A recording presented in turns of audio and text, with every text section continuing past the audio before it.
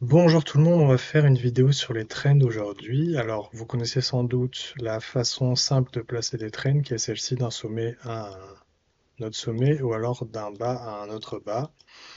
Et effectivement, c'est une façon qui marche, qui est assez robuste, mais c'est pas la meilleure des façons. On pourra toujours l'utiliser pour nos analyses, mais vous verrez qu'on va louper plein de trades et on aura des mauvaises confirmations si on fait ça en fait. Je vous laisse après aller tester par vous-même. Et en fait, la bonne façon de faire, c'est lorsqu'on est en haut du prix qu'on crée une trend qui descend. Donc une tendance qui descend, on va utiliser que des bougies vertes, le haut des bougies vertes. Donc là, c'est des bougies jaunes sur mon graphique, hein. Et en bas, on va utiliser que des bougies rouges. Donc les bougies noires sur mon graphique. Donc bougie baissière, bougie d'accumulation, pardon, les vertes, et bougie de distribution, les rouges. Vous appelez ça comme vous voulez. Donc le but, c'est d'apprendre à les placer comme ça. Donc comment on va faire? Imaginons que le prix soit là, à ce moment-là. Il est en train de faire des bougies rouges et puis soudainement il fait une bougie verte. Donc ma tendance, elle est là. On est ici à ce moment-là. Je peux pas mettre le replay tool parce que ça met 1000 ans en early, je sais pas pourquoi, même en x10.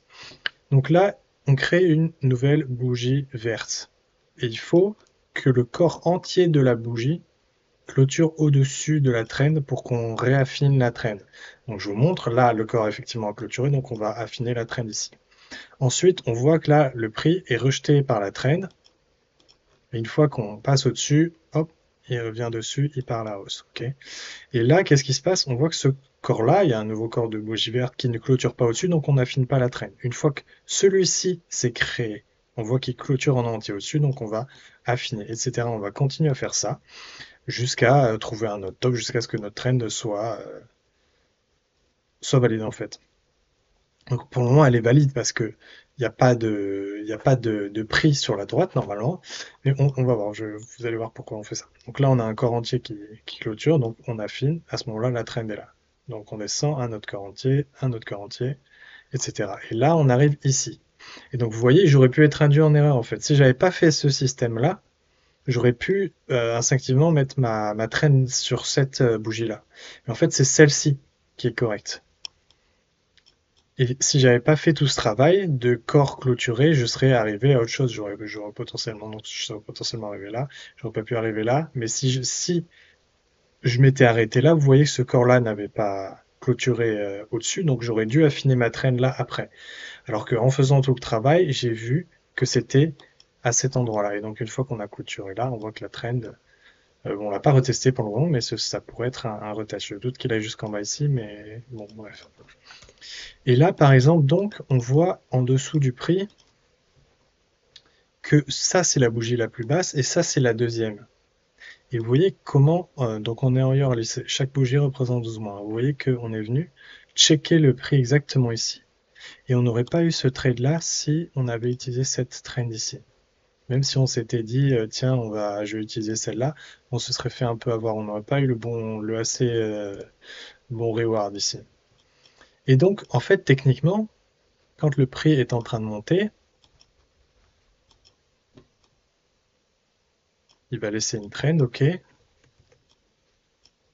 vais la mettre en blanc. Imaginons que ça c'est le prix, je vais peut-être utiliser des flèches, ce sera plus simple. Voilà, il crée une trend, d'accord, mais ensuite il va parfois remonter. Et donc on va créer une autre trend, ici, une nouvelle trend.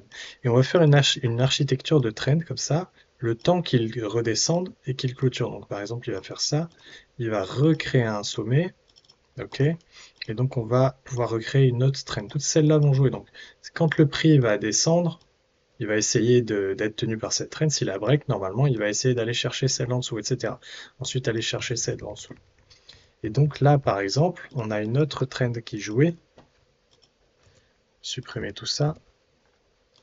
On avait, une fois que tout ça, ça s'est créé, on avait celle-là qui jouait. Et donc on voit qu'il a clôturé en dessous et il est revenu la checker. Et il a été rejeté par cette trend-là, vous voyez, et rejeté ici encore. Donc en fait, cette trend-là, elle est toujours valide le temps qu'on n'a pas clôturé un corps rouge en dessous et un corps vert au-dessus. Donc pour le moment, on n'a pas eu de corps vert au-dessus, donc on peut toujours la jouer. Si le prix monte, là, qui fait un corps entier de bougies vertes, cette trend-là, on pourra la supprimer de notre chart. C'est aussi simple que ça. Donc pareil, si là si le prix descend, qu'il fait un corps rouge entier de bougies rouges, on va regarder, potentiellement elle va rejeter le prix, d'accord? Mais si il remonte et qu'il crée un corps vert entier, qu'est-ce qui se passe? Eh bien notre trend n'est plus valide, ok? Donc on la supprimera. Elle peut remarcher, hein, mais pour moi, c'est pas, ça justifie pas à ce moment-là, pour s'il y a une clôture entière de rouge et une clôture de verte au-dessus. De toute façon, c'est comme, enfin, je la rejouerai pas. C'est comme là, par exemple, on voit qu'il y a eu 3 itérations de touches sur cette trend-là. Dans ce sens-là, je la rejouerai pas. Jamais joué, disons, on a une trend et on a 3 touches comme ça, voire 4, enfin 3, disons. Cette quatrième fois-là, je la toucherai pas. Pourquoi? Parce que tout le monde la voit, cette trend-là. Donc il y aura beaucoup de liquidité. Souvent, on va faire un liquidity grade et repartir à la hausse. Ça veut pas dire qu'elle va pas marcher, mais moi, personnellement, si j'ai pas d'autres confluences, je la jouerai pas. Euh, Donc, qu'est-ce que j'avais d'autre à dire?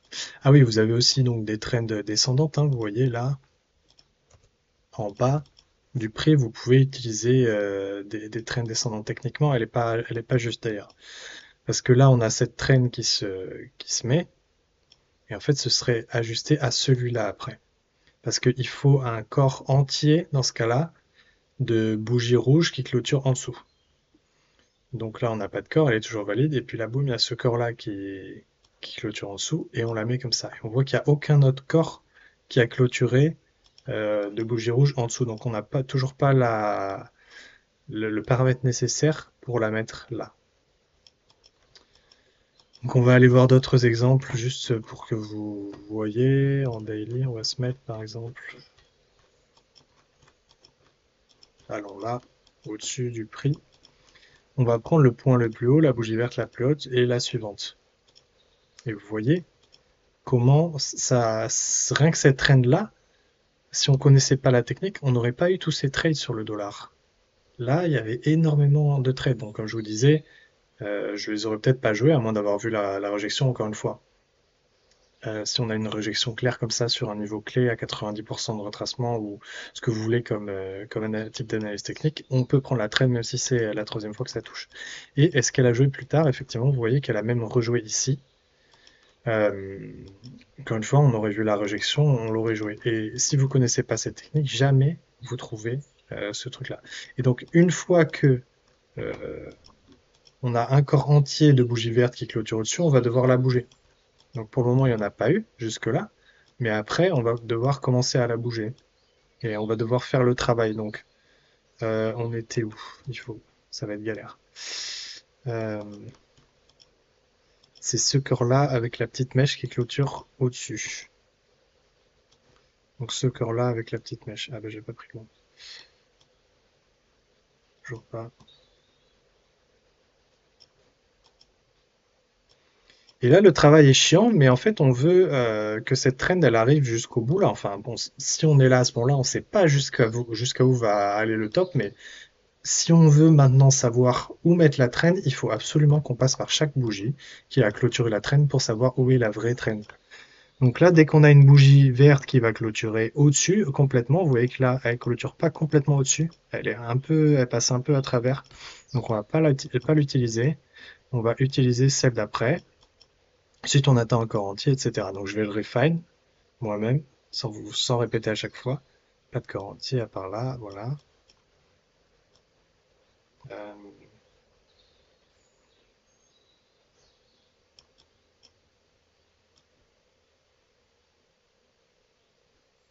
voilà, donc là on a notre trade et on voit que de toute façon on était en train de se balader et le prix ne l'a jamais retesté, hein. Donc aussi à un moment par là il a retesté. Donc ça peut être utile de l'avoir effectivement. Et là on voit que on est passé en dessous et on la reteste. Donc c'est sujet à trade. Et ensuite boum, elle clôture un corps ici. Un corps ici qui rejette. Et donc on voit que après, là vous voyez comment elle joue? Elle a joué ici et après boum, on revient dessus pour reprendre impulsion. Et elle a été resupport ici. Et donc si j'avais pas utilisé cette technique où je savais que c'était, donc la trend vient de là, d'ailleurs. Si c'est le bon. Euh, Si j'avais pas fait ça, j'aurais pas su que c'était cette bougie-là qu'il fallait utiliser. Et donc, je n'aurais pas eu tous ces trades-là qui étaient très intéressants. Donc, la vraie tendance se joue comme ça. En haut du prix, des bougies vertes. Et à chaque fois, commencer par la bougie d'après et regarder quel corps clôture au-dessus et ensuite ajuster sa trend. Il y a énormément de value à ça. C'est la même chose avec une trend qui part du bas. Donc, je vais essayer de trouver un exemple qui pourrait être intéressant. Euh,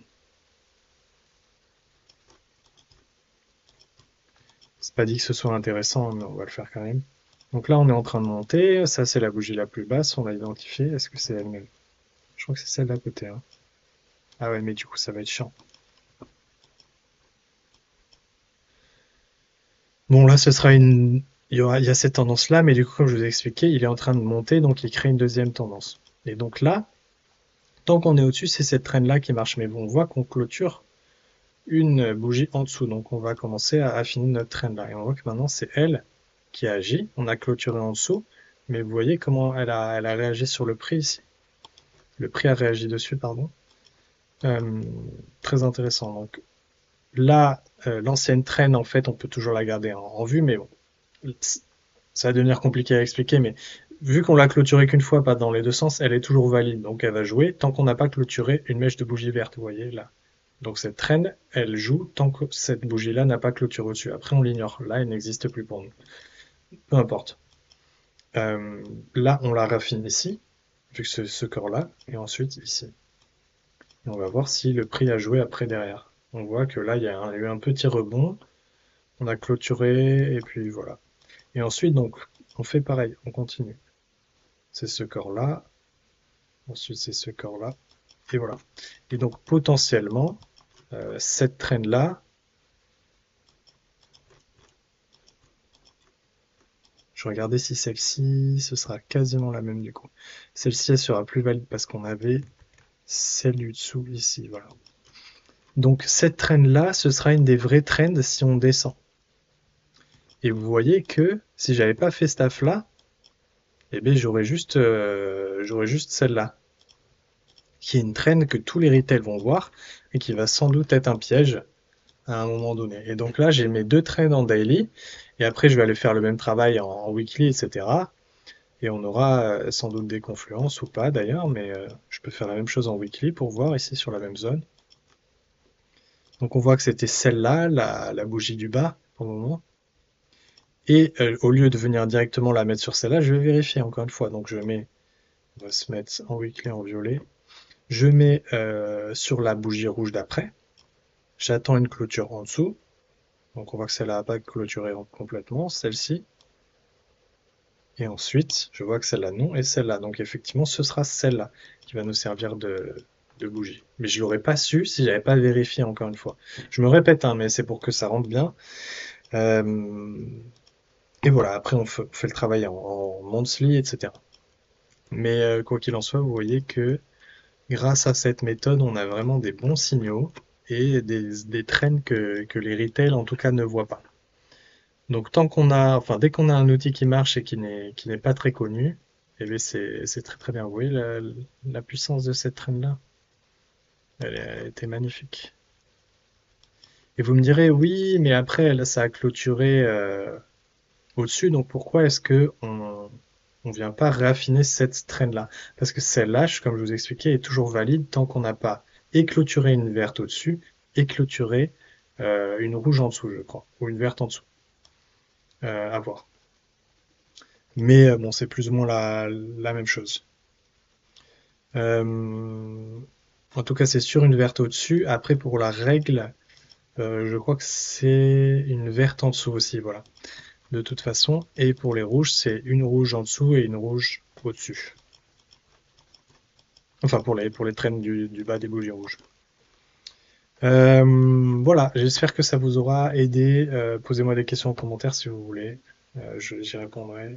Ou je referai une vidéo si c'était pas assez clair.